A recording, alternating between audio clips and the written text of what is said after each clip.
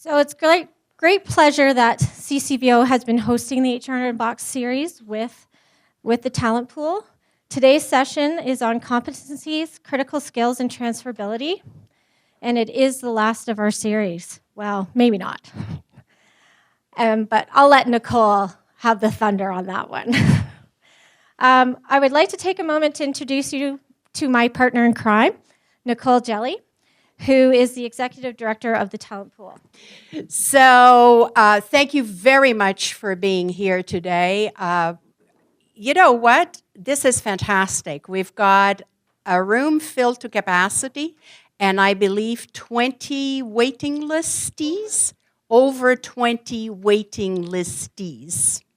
So obviously we hit a nerve with this topic, and particularly with everything that's going on right now in the economy. So don't be surprised if all of a sudden there is another session on this particular topic, because I don't know how we're going to evolve from an economic perspective without this knowledge.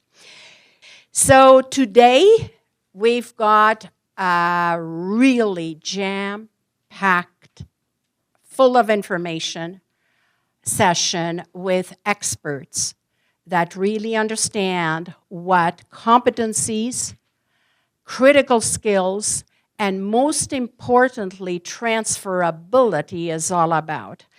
Next to Jeff is Dirk Volschenk, who leads the competence group, right, at Suncor. So here you're going to have an employer's perspective, but this gentleman actually represented industry when South Africa created a national competency framework.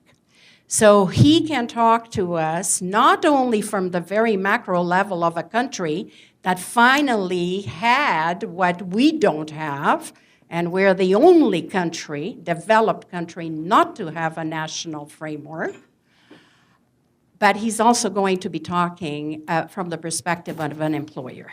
So if anybody wants to know how to work with one's competency baggage to go to another organization or another industry sector, really, it's what Dirk is going to be talking to us about. Okay, good morning. Welcome. There's a few things that I would just, when we start, my voice disappeared Sunday night, so I will not be as vocal as I usually am. But hopefully this session will be quite an interesting session. My assumption that I want to test with you is that you're all people, NGO, non-for-profit organizations, where you're responsible for lead projects or people or teams. Is that correct?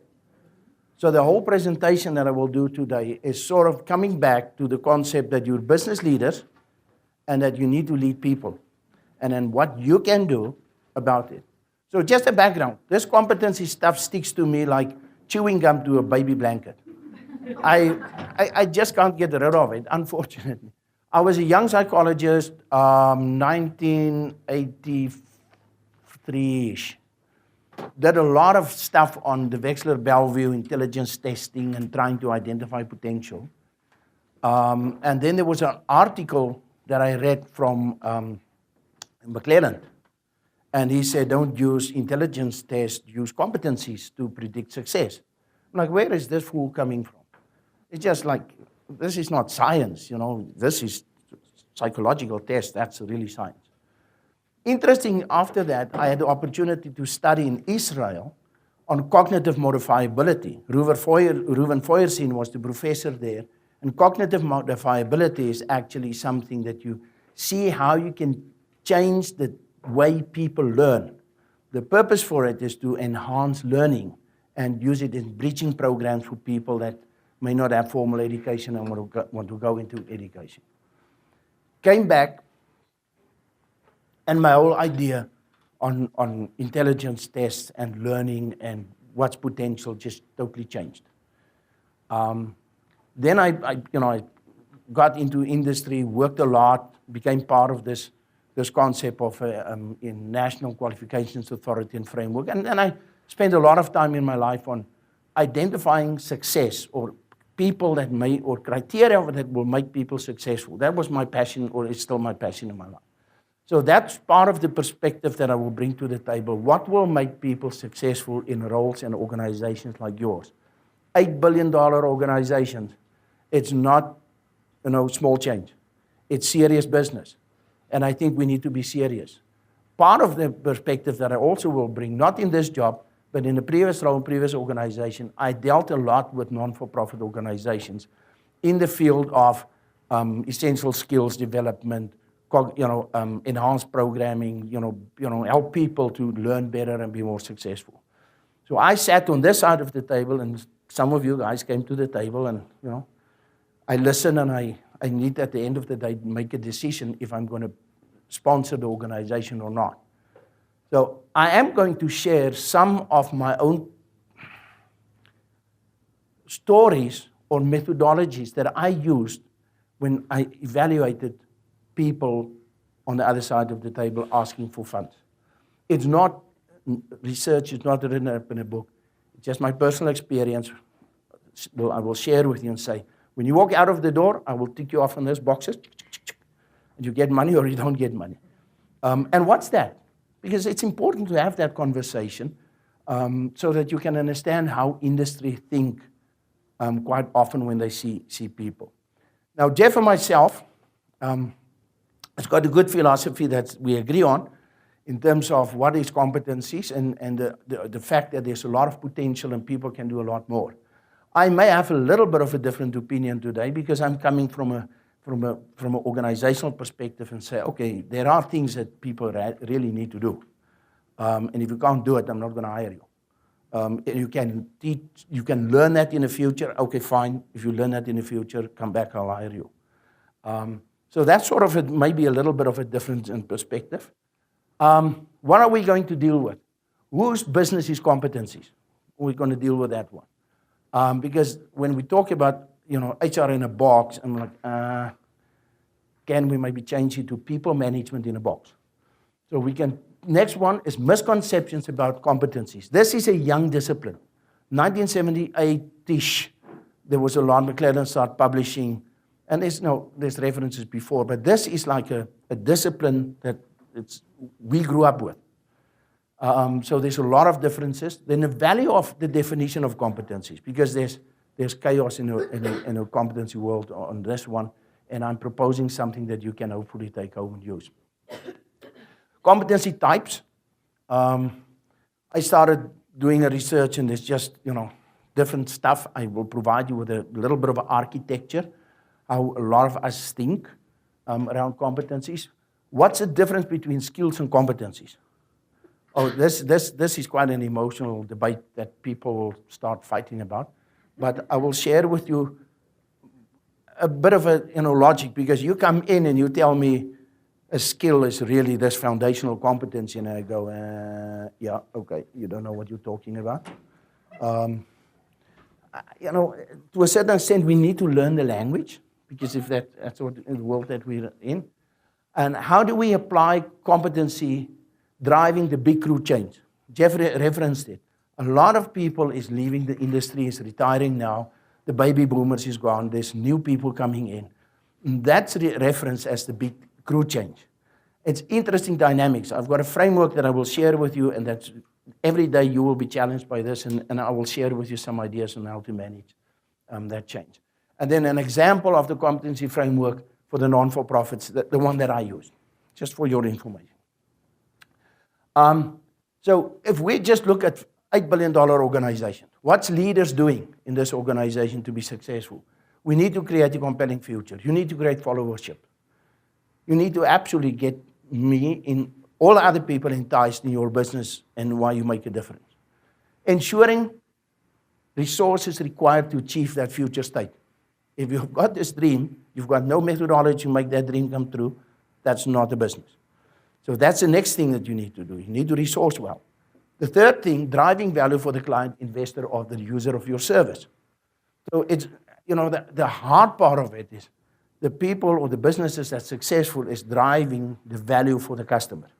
It's not driving the value for themselves, necessarily upfront. Create and maintain operational excellence. What we do, we need to do well. We need to manage relationships. So everything what we talk about there, and build capability through development of empowerment. So everything there is referencing people. So we say it is all about having the right people with the right competencies at the right place, doing the right thing. So competencies is the business of leaders. It's your business. It's not HR's problem.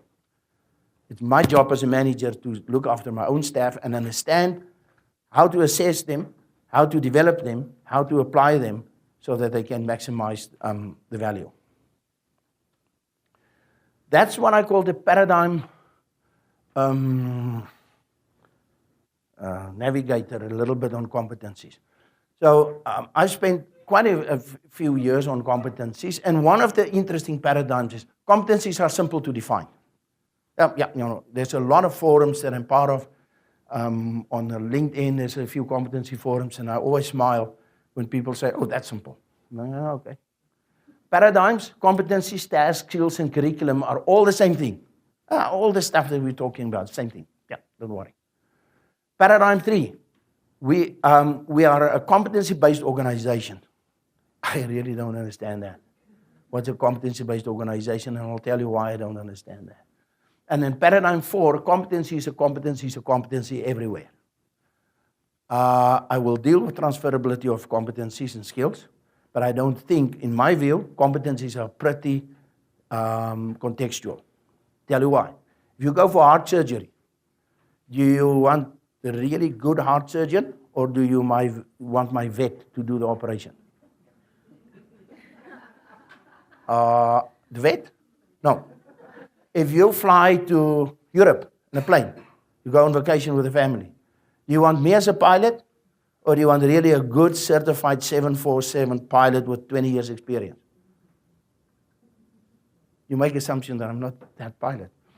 But, and you're right, probably I personally will take the qualified pilot. So it is very contextual in certain instances, but there is transferability that we will look at. Let's say defining competencies, I think it's really tricky. There was most of the finest brains in this world, in behavioral sciences, attempted it, and it's utter chaos. You just read anything on competencies, and it's confusion. It varies from pretty simple, the ability to do a job. That's a competency. Well, it's not wrong. It's not totally right. I think it's a little bit more. Then there's a middle of the road, Boyatsis, 1982. He said it's defined as competency broadly as an underlying characteristic that could be a motive, a trait, a skill, an aspect of their self-image or social role or body of knowledge that the person used to be successful in a job. Like, whoa, okay, I need to read it a second time. But Boyatsis was is an interesting guy. He actually worked with McClelland, who was regarded as the father of competencies. So and he developed a lot of stuff, and he's not a stupid guy. He actually is known also for social intelligence, all the work on social intelligence and change management, directional change management and stuff. So that's what he thinks. And then there's another guy, also from a university in Wisconsin, to say that's a very complex one. Competencies can be defined as a displayed behavior within a specialized domain in the form of consistency, demonstrated actions of an individual that are both minimally efficient in their execution and effective in their results. And we go like, okay, let me try it again. I still don't really understand it, and I think that's too difficult. So I've got one that I define, and I use really more the old McLaren kind of philosophy on it, but I also believe that I don't care no, I can't say that. I don't care how you define it, but the definition must work for you as a leader to do a few things. If you see the definition and you want to define a competency as that, and you assess a competency, the question is, what can I do if this is staff to improve their performance? So the definition or the way how I define it must tell me or give me some kind of leverage on make a diagnostic, assessment of the situation. So here's what I believe. The effective utilization of a competency is the effective utilization and integration of knowledge, skills, attitudes, and cognitive abilities. Everything what we are in our daily life, when it's a competency, it's when we integrate all this information, all the skills, all our personality styles and stuff. To do what?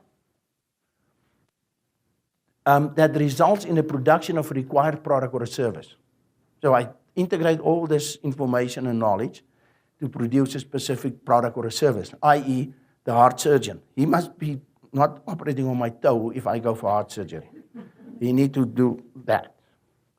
And then, or service consistently deliver under defined conditions to a standard. He should not kill every second patient. And I'm like I don't know where I'm in the sequence. Hopefully I will go for the guy that know, and he can do the operation pretty successful every time, and the people stay alive and feel better afterwards. That's sort of just the logic that's how I will assess competency. And that's why I use this definition. So typically, change management 1. Let me quickly go through this. Demonstrate and apply an understanding of change management principles. So that's what I say. It's an integration of all this stuff, my knowledge of change management. Principles, processes, and skills to influence behaviors required to transition self and others from a current to a desired future state. So it's pretty simple. You need to use the knowledge to move people from the current state to a future state. If that's my definition of a competency, I can sit with you in an interview, and I can see how you work and manage with your people, and I can see if you can motivate them and help them to do a change. Because I can see, do you use any skills or not? Well, you haven't got the faintest clue of change management principle. Then I can look at it and I can see, can you be with this person, and can you then help and coach the person to the next stage, and can the person at the end of the process end up somewhere else? I can also look at those 3 things, and I can make a diagnosis to help you. Either if you don't know what is the principles of change management, I can teach you that. Simple. If you don't know how to be with the person to motivate that change, it's a little bit more difficult, but you can be taught that. So I can help you. If you cannot really do the change, I can probably do the change management. You can work with a person, but there's no sustainability of the change. Then I can still help you and say, okay, let's figure out how contracting with the client or the patient or whatever will work at the end of the day. So it worked for me. I look at the competency, and I look how we do something, and I go, aha, I'm a manager. I can fix this. I can help the person to do something different. So it's a very practical tool. Don't get bogged down with too much with the definitions, but if you come for an interview with me, keep the definition. Okay, so here's an interesting other one. Competencies. What is competency? How do I deal with it? There's millions, gazillion models. I try to use, in all the work that we're doing, the 360 approach. Why? Because a person is a whole individual, as a person. It's not just a piece of it. So you get people that come and say technical competencies, core competencies, attributes. I'm like, no, you're all of that. You're a human being with a 360 view. Why do we start with that one? If you look at technical competencies, as I said, I may differ from Jeff a little bit. Heart surgeon, you better know how to take a heart apart and put it back together. Otherwise, I'm sorry. You can be a very nice guy. I'm not going for you. So that's a technical competencies. Usually that's what I learned from somewhere, a trade or a university or work experience. The other one then is we work all in a regulatory environment. And specifically it's colored by the work that we do in the industry. If there's a death in the industry, if there's a spill in the industry, there's a huge lot of consequences. So people in a job then, I would define competencies that demonstrate governance and compliance, policy and legal. If you're a leader and you're responsible for policy and governance, that people adhere to the policy, that's part of your job competencies, and I will assess you against. You can be really a good professor, and you can be a pretty bad governor on really the budget. Then the other one is the work processes. And that's where it's interesting. That is competencies demonstrating that you can execute work in this organization. We found, in my previous organization, we used an area where we had, one of the departments was basic research on petroleum products. So it's just like university professors coming in there. So we went out when we set up this unit, and we got the best brains in the world. We paid them big bucks. Hokey smoky. It didn't work. One day we was there, and there was like a chemical that's pretty expensive, $100,000 worth of chemicals in a truck pitching up at the gate. And we're like, what do you want to do with this? No, this doctor so-and-so ordered it. We're like, how?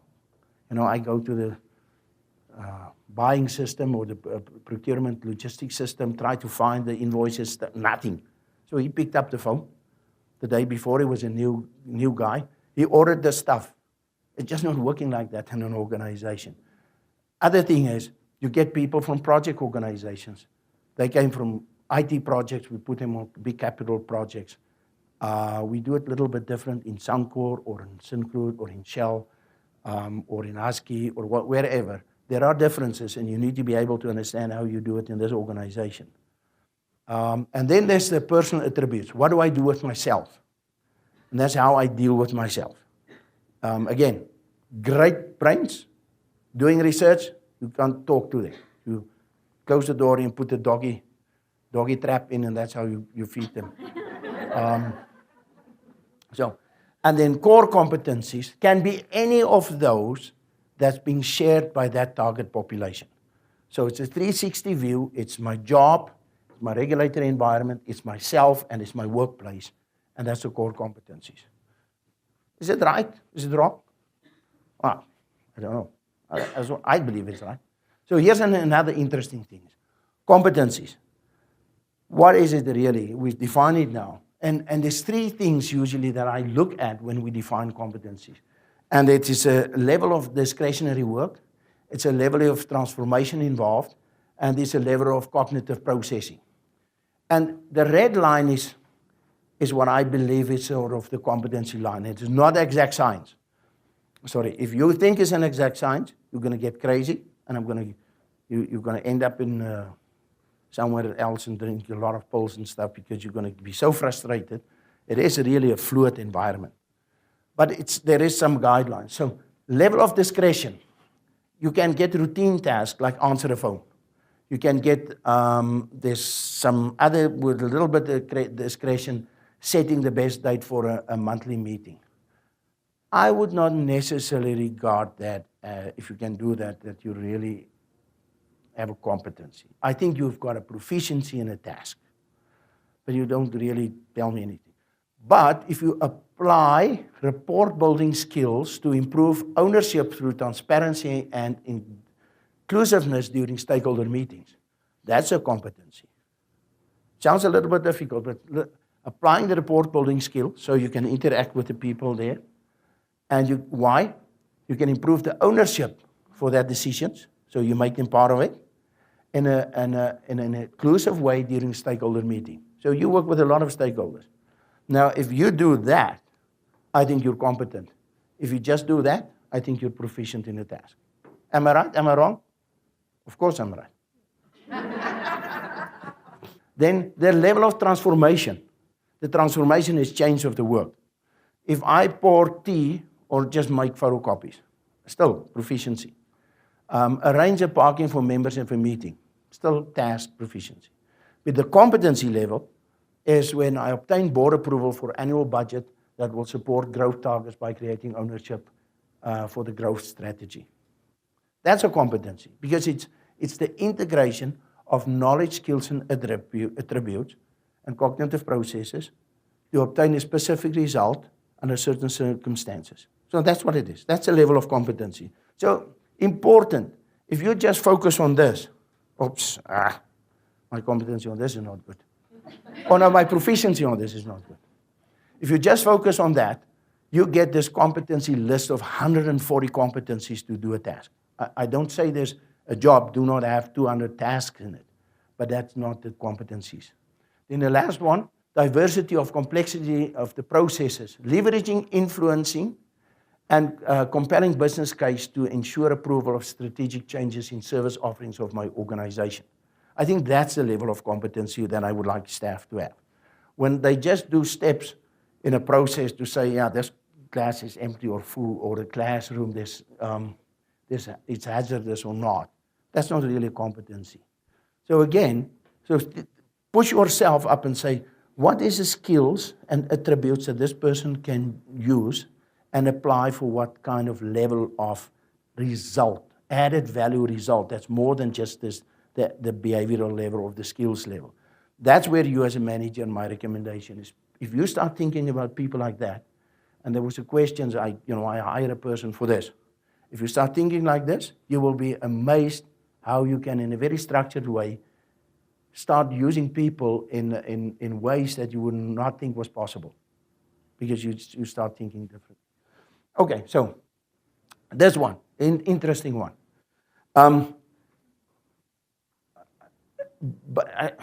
There's actually history. First, look at this line. So this line is the number of people in the organization. So if we look back, say, 5 to 8 years ago, it was like this line was more looking like the green line. So there's not a lot of young people in the organization. A lot of people, 48, 52, well-experienced, could do all the work. And now they're retiring. So we're getting more younger people in the organizations. And it's a lot of statistics that I can bring forward. And then they decline. There's lesser and lesser people in the organization that's age and experience. If you project the competency line to it, you find something quite interesting. You find that. So there's lower competencies because the people is younger in experience, and that you see that there's a hump of competencies at the end of the day, that's clustered with the experience. Now, so what? Well, it's a good opportunity for young people. Oh, yeah, it is. Except if I manage that team, because that's my risk. People, very willing, but not experienced to do the job. I need to send them out to do,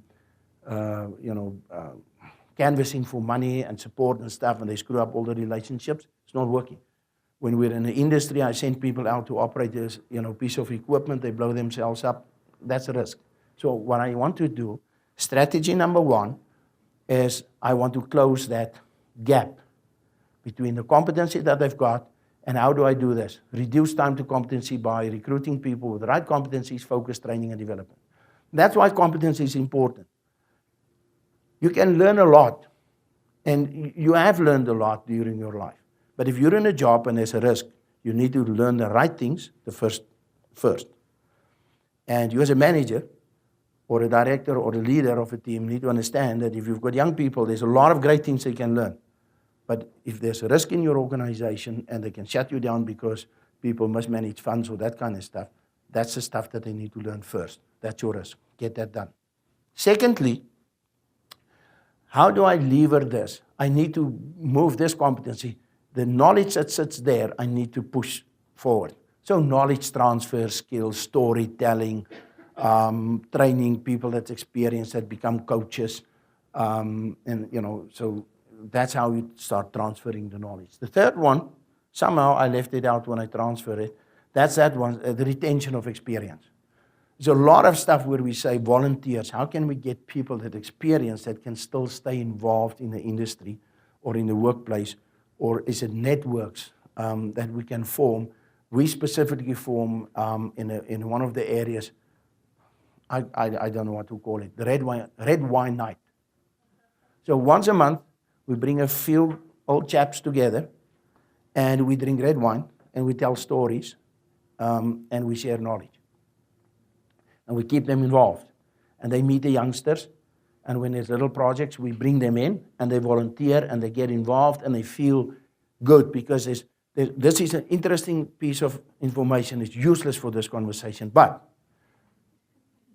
if you look at that people, knowledge transfer, there's one of the things that I really can't stand, is we take all the experienced people, and we tell them, it's your responsibility to transfer your knowledge to this youngster.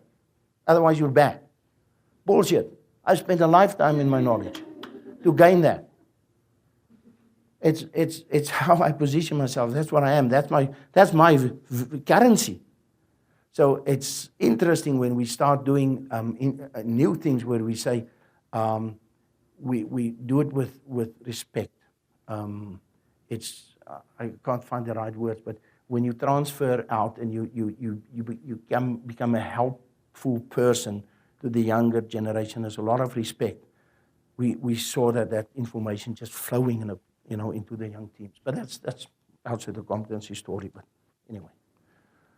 Okay, now, sorry. It comes to this question that I started to address a little bit. When you talk to us, and some of the people would phone up and say, oh, I got this great person.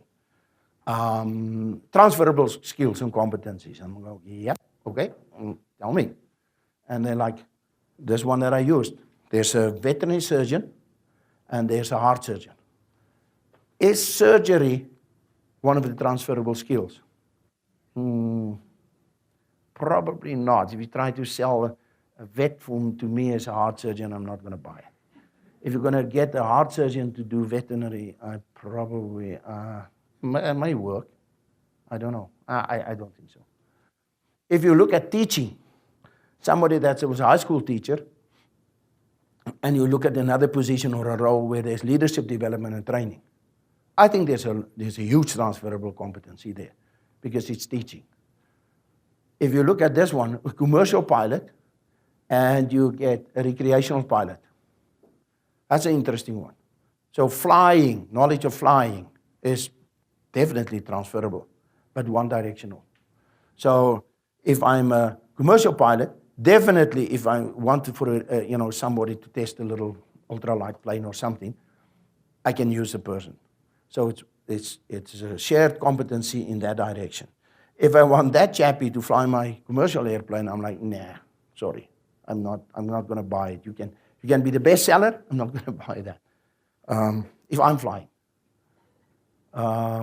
Okay, there's one. Here's the competency framework.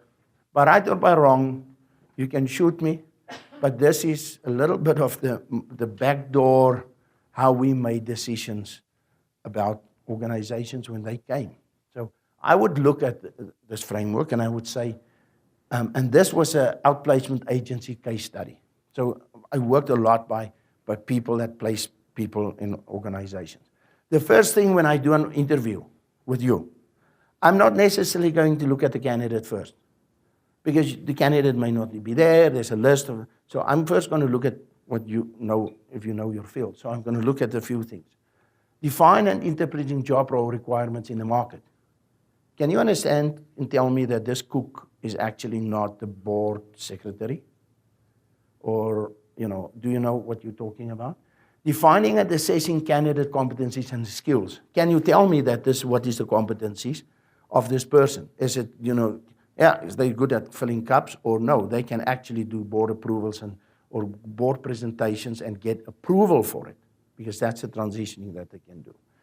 Translate competencies into value. What's the value of this person coming to me? Absolutely important piece if you ever try to place a person. Don't sell me this guy's great and would walk on water. It's great. It's really good. I just haven't got a job for him. But if it's a fitter or a turner or an engineer or a process engineer or a project manager, I may have a job for that person. So what's the value? This person's got international experience in project management, know what is cost-effective project management, and can probably reduce the cost in your projects. I'm like, oh, okay. Tell me more about this person. It sounds just a little bit different from, wow, this guy's great, can speak 5 languages. And then there's then the other one, interpretation of compliance with regulatory requirements, and i.e., a PEGA registration requirement. You bring a person from the UK as an engineer for an interview, and I will ask you 2 questions. Is this guy went through the competency route or through the university route? If you tell me through the competency route and you want to sell that person to me As an engineer, I'm going to say, no, you don't know your field, I'm sorry. Yeah, because there's two levels of fields of qualification. One is the competency route, and experiential learning, like a vocational training, and you get a qualification through the City and Guilds of London as an engineer. But it's not registered in Canada. They can't work as an engineer in Canada. So, do you know your regulatory environment? I also would look at probably all required financial and other regulatory aspects, i.e. the Company Act. How do you run your business? Do you know what's your business? Do you know what's your liabilities? Is there good record keeping? I may ask you, what's the budget like? Do you overspend, underspend? How tough is life? Sorry, there's a reason why I ask that question, is to see how well you organize and run your business. And then visionary thinking, define success.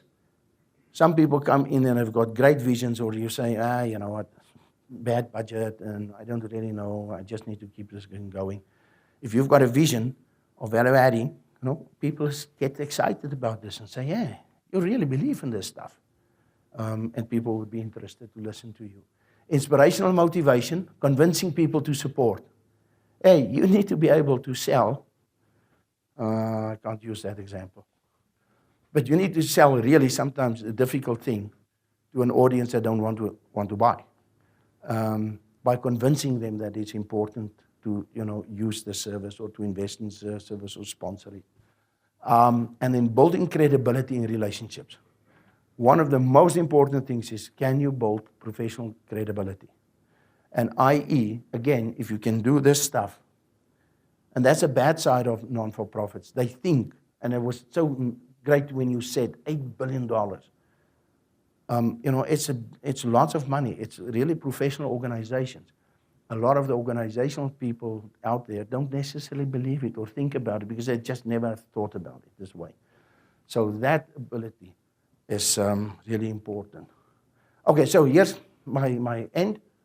What I believe in the truths about competencies. Competency definitions are not simple, but they need to be a useful tool. When you define a competency, you need to be able to measure a person against it and say, I can figure out how I can improve this person's change as a leader. Truth number 2, competencies are at a higher level than skills and curriculum. Competencies are that thing it's what we call added value. I take all this stuff and I add a little value by doing something better with it. Competencies are standards. We use competencies-related information in all our talent management processes. This is maybe not in your industry, but I find that in the industry where I work, people would say, we're a competency-based industry. And I'm like, so you're a standards-based organization? I think all organizations are standard-based because competency is just a standard of behavior that they define that produces success in people, and that I say if you possess this sort of, or adhere to this standard, the probability is higher that you will be successful in the future. And competencies are what makes people successful, and there is a strong contextual aspect to it. And I know I'm saying opposing a little, or something a little bit opposing to what Jeff said. If we're in a highly regulated environment like what we're working in, it is really contextual, like the heart surgeon and the vet. I'm sorry. There's really great context. Okay, I think that's all for now. Thank you. I hope that was informative. Any questions from the floor? I know that this is a complex topic, and thanks, Janet, for going granular on this, but don't waste the opportunity to ask anything that you want out of the panel. I happen to have a slightly different opinion when Janet talks about when the oil and gas is going to come back. And I don't want to be the naysayer in the room, but I really don't think it's going to the way it was. No. I really don't. And for one reason, first of all, the world is changing. Number 2, the political will has changed. And we cannot simply think that, oh, okay, you know, in 2 months, 3 months, we're going to be back to the heydays. It's just not going to happen. But you know what, Nicole? We don't, and you know what? We won't have to, because what's happening in the sector is that the industries have become so efficient. They have become so efficient that they can operate on $60 a barrel. Well, and that is where the transferability of skills and higher efficiency in the skill set and the competency is going to come in.